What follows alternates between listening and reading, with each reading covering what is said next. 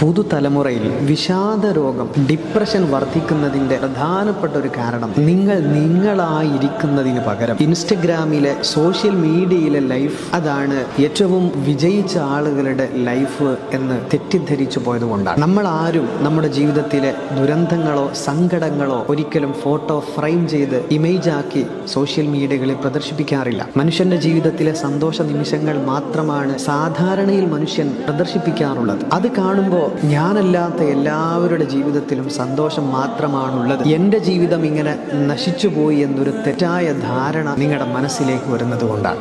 എല്ലാ മനുഷ്യരുടെ ജീവിതത്തിലും സ്വകാര്യ ദുഃഖങ്ങൾ ധാരാളമുണ്ട്. ദുഃഖങ്ങളും സന്തോഷങ്ങളൊക്കെ മനുഷ്യ ജീവിതത്തിലെ സ്വാഭാവിക പ്രതിഭാസമാണ് എന്ന ഒരു ധാരണ നമുക്കുണ്ടെങ്കിൽ നമ്മുടെ സിറ്റുവേഷൻ എന്താണ് അത് അംഗീകരിച്ച് സന്തോഷിക്കുക. ജീവിതം ചെറുതേ ഉള്ളൂ, ഇങ്ങനെ അപ്പുറം ഇപ്പുറം നോക്കിക്കൊണ്ടിരുന്ന് സ്വന്തം ലൈഫ് നശിപ്പിക്കാതെ തൃപ്തിയോടുകൂടി ജീവിക്കാൻ നോക്ക്. സമാധാനം വരും.